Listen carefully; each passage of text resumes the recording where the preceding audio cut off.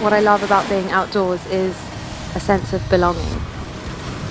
If I have concerns about small everyday problems, and then you're confronted with the ferocity and the expanse and the beauty of nature, that those small details don't matter anymore.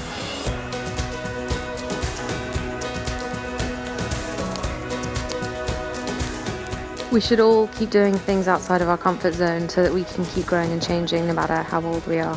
And when you challenge yourself, you understand that and you can keep finding new possibilities.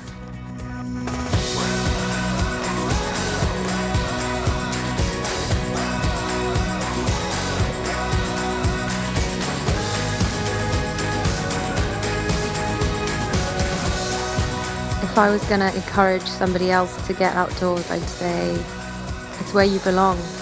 It's what your body is designed for. You've got to get out there and see it for yourself.